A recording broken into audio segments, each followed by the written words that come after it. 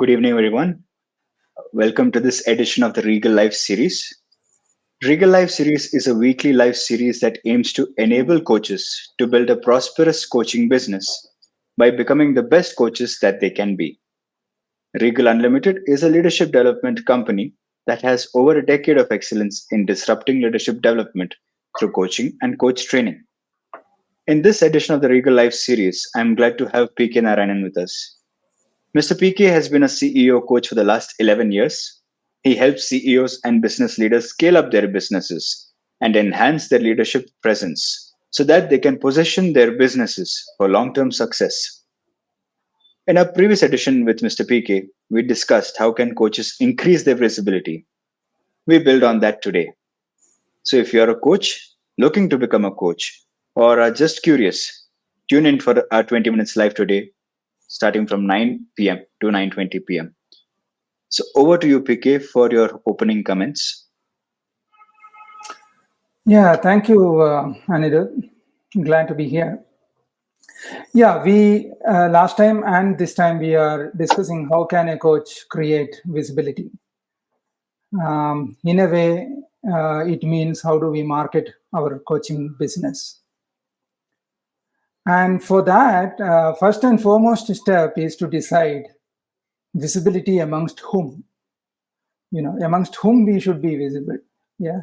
So that leads naturally to, whether it is inbound or outbound strategy, whether it is pull and push, as they call it.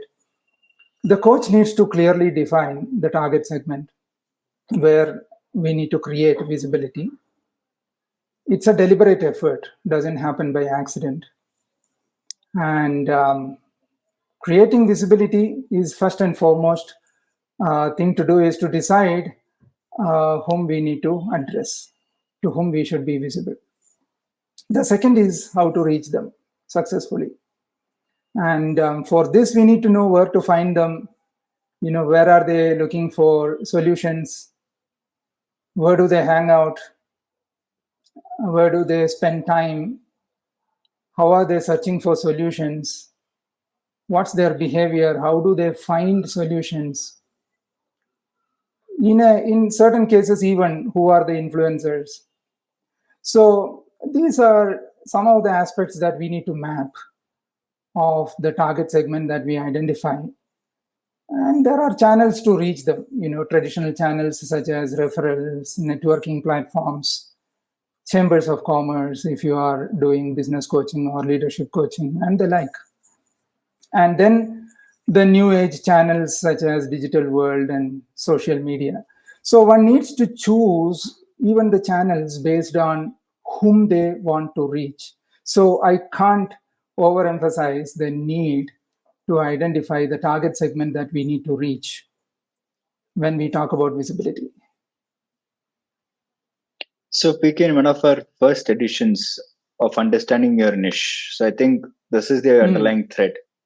Identify your audience. And Absolutely. If I may ask, based on that, one interesting thing you just mentioned this evening is find out where they hang out. So allow me to ask you this question. It may seem silly, but I get this feeling that it's not only the digital world that you be present in, but also in-person networking matters. Yeah. How much would you emphasize on that? It depends on the market that you want to reach. See, for example, if you are multi-city, a group that is multi-city, multi-locational, or geographically widespread and things like that, digital might be the easier or the proper or an appropriate way to reach them. But if you are going to be coaching, a few people, and if they are likely to hang out in a golf club, or if they are going to be hanging out in some other place, or even some of the conferences, so we need to be there, and if possible, we need to be even a speaker there. So be very comfortable with being seen. Oh, absolutely. You need to actually try to be seen, not just comfortable. So, PK, I think this is a great segue to our next segment. Mhm. Um, I see that you also had a gentle laugh when I mentioned being comfortable being seen. Mm. So, before we entered this live, we were discussing in the studio that a lot of the coaches find this conflict that a coach should not have the spotlight. The spotlight should always be on the client.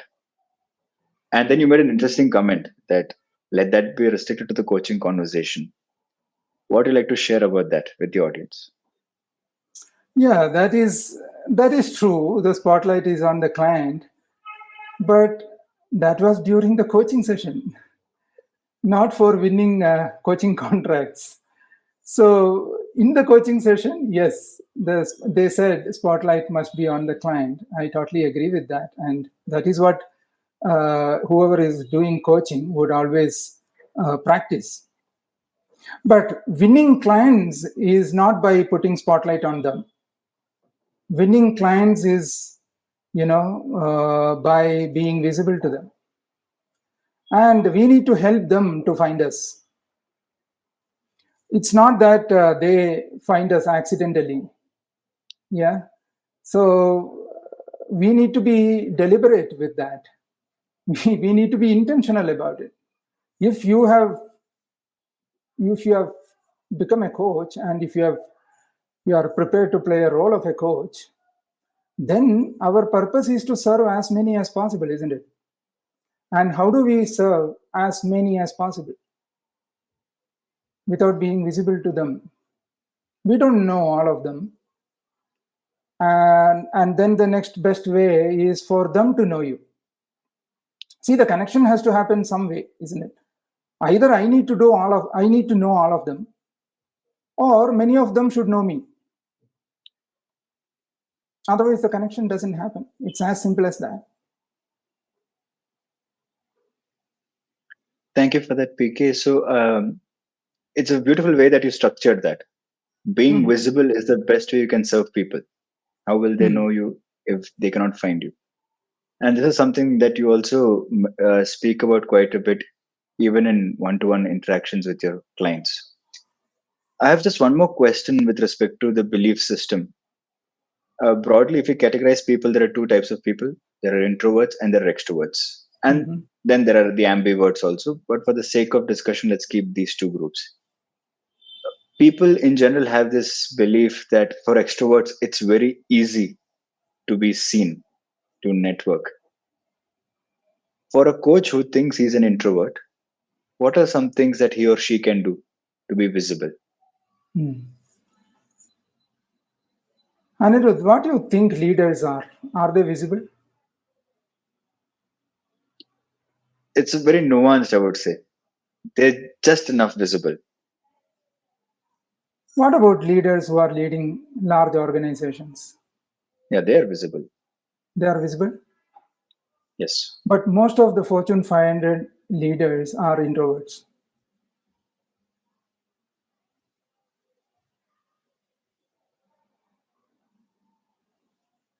So I think there is little to do with whether you are an introvert or extrovert.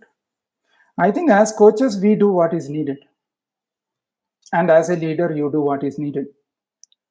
If it becomes being visible is the need of the role, be that. I think we don't need to be restricted or constrained or limited by these labels. Rather, I would encourage ourselves to see as what is needed. We need to be getting, worthwhile coaching contracts from the quarters that we are seeking. And as much as we are seeking, they are also seeking, Anirudh. It is not that only coaches are behind the coaching clients. Even the coaching clients are behind good coaches. So how the connections will happen? That is what we need to look at. Vicky, I think that hits the bullseye. You do Mhm. what needs to be done, and Mm. it's the calling, right? You speak about the hero's journey. I think it's the call to adventure. Are you willing to step out of the comfort zone? Mhm. And the beautiful pause you gave, PK, after the Fortune 500 statement, that was something, I think, metaphor or rather analogies are the best way to drive home a point. Thank you for Mhm. that. And I understand that even you are not an extrovert by nature, but when it is needed, you are comfortable with being seen. So, dear audience, whoever is viewing us right now, viewers, please do share your comments, your questions. We will be taking them in a bit. And I think the way that PK mentioned that how can you serve, and the concluding line in the previous paragraph, the previous answer, fantastic. It's not only coaches who are chasing the coaching clients, it's even coaching clients who chase good coaches. For that, you need to be visible. So, PK, if you have anything else to share in this segment, uh, or we can move to the next segment about content marketing as we discussed.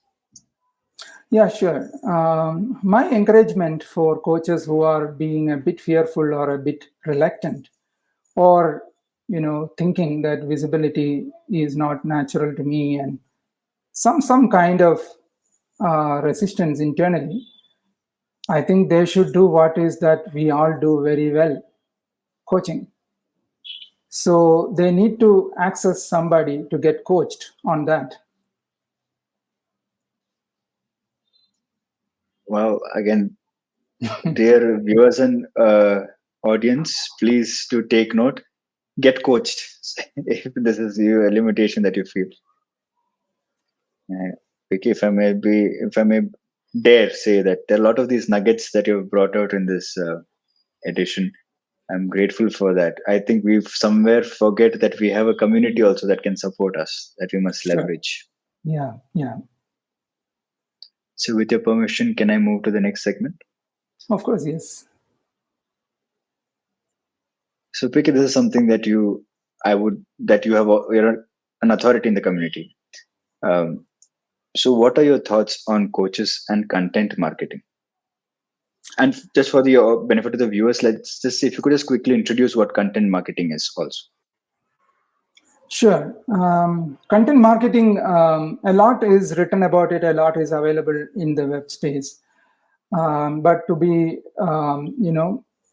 to understand it quickly, content marketing is giving worthwhile, relevant content freely to the prospects and getting their attention, and getting their eyeballs and getting their attention, and trying to influence them through content sharing, and we all need to give more as we talk about this segment. Content sharing, content marketing is nothing but giving valuable, usable, practical information that will help them in their daily life, in whichever target segment that we are talking about. So content marketing is one of the very constructive ways of reaching prospects who are absolute strangers to us, and develop trust and the reliability over a period of time. So based on the target segment, one needs to design their content. Yeah. So things that matter here are, what is relevant for them, how are they consuming it. Some are tuned for audio, some are tuned for video, that is YouTube and things like that. And some are just social media, the Facebook, and some are readers. So how they consume information is very important to tailor make our content marketing strategy. And from there, where they consume, what are the areas, or what are the channels through which they consume. Is it audiobooks? Is it video? Is it medium kind of blogging sites, or is it blogs in our own website? Is it LinkedIn? Is it Facebook? Is it Insta? Whatever. Yeah, and we need to map that to have a compelling content marketing strategy. And again, my encouragement here is that not to try to get it perfect the first time. There is a lot of trial and error in this too, as in any other aspects of business.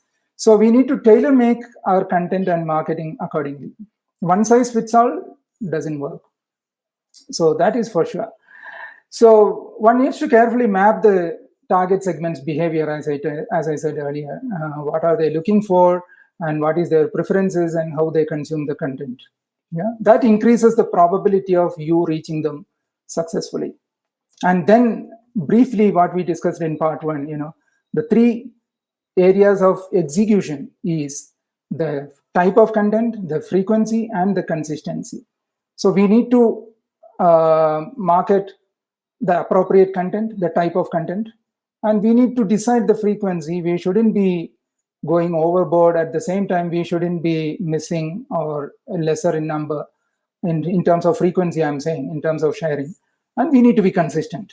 There is no replacement for consistency.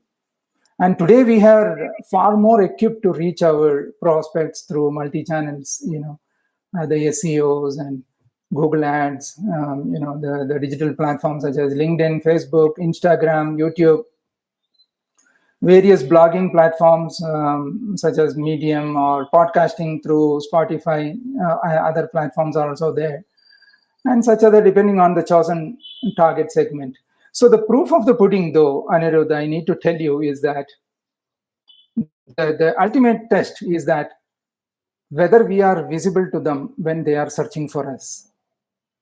I repeat that. We need to be there when and where prospects are searching.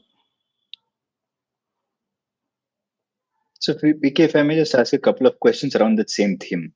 Mm-hmm. One, you mentioned that the platforms, you have to understand where they are searching for relevant information / content. And another thing that you mentioned was understand the type of content they're looking for. So for coaches who are starting out or have met with the initial struggle of generating business, what can be a few ways that a coach can understand what their prospectors are looking for? What kind of content their prospects consume? Sure. See, I can talk about the segment that I am serving because that is practice for me and it is very me. So it might be easier for me I don't need to speculate. So see, for example, enhancing leadership presence is one of the coaching area for me, right? I work with a lot of CXO CEOs of large companies also on enhancing their leadership impact. So for example, one of the aspects in enhancing leadership presence is listening. So we can share something on listening, the nuances of listening, how one can improve their listening, how important is listening, what are the areas that probably the subtle things that we do makes a lot of difference. Yeah. And simplifying, for example. Yeah, that is another aspect of creating leadership presence or enhancing leadership presence. So how one can simplify. So we can take real life things and explain how they can make their life better as a leader. And that is appreciated. So real life incidents. Real life incidents or real life, some research findings, something. See, basic things also sometimes is missing, and again, mastery is getting the basics right. So we need not, we need not judge what's going to be important, what is not going to be important. Always when you address thousands of leaders, for example, certain things may not be relevant to all the 1,000, but by and large, when you do it consistently, you know what is getting appreciated and what is that probably is less relevant to them. Anyway, you won't do anything that is not relevant. It could be either very relevant or less relevant. That risk we can all take, not an issue. And then you need to also package it in a way in which they consume. So for example, if leaders, you don't write 4-page article on listening. No one is going to probably look at that. Yeah. So listening blog, for example, my blog is just 2, 3, or 4 sentences, and it won't exceed one mobile screen, because that is their span of attention, as well as their preference of consuming. They need it in nuggets and they need it on the go. Yeah. But it can prompt them to do a reflection. Most of the things that I do, I don't teach or preach anything to anybody anyway. Even in coaching, we don't do that. So it is all prompting them some aspect which will help them to reflect themselves and get benefited in their own way. So, PK, if I may summarize with your permission, I feel first you mentioned that don't wait for perfection, get started. So that is number one. Trial and error, be willing to experiment. Number two, experiment with different platforms and different medium of content and see what works, what doesn't work, and perfect on that. And lastly, brilliant point, attention span. What is attention span of your target audience? Is there anything else you would like to add? And the frequency and the Consistency, definitely. So, PK, as we're in the last minute of our live, we were discussing that this is a fantastic quote that we shared in today's post, that visibility is the key to success. If people do not know who you are or what you offer, they can't support or buy from you. So, what are your closing comments on today's edition? What can the coaches take away? I think the important part of creating visibility is that we bring our whole self into our business. And visibility cannot be created or done by someone else. We need to do it ourselves. It's upon us. And we need to bring our personality into it, our touch into it. And that is the way we are going to be authentic in front of our prospects. What prospects are looking for is authenticity, not perfection. Thank you for that. So, PK in every session very firmly states that it's always your whole self, always your authenticity. So, if you're able to communicate that, dear coaches, we have something in our hands. I would like to again thank you, PK, for taking the time of today's live. And I would like to thank all the audience and viewers for being with us for these last 20 minutes. We're really grateful. See you next Thursday as we discuss another topic from 9 to 9:20 p.m. Indian Standard Time. Have a great evening. Thank you. My pleasure. Thank you, Andrew.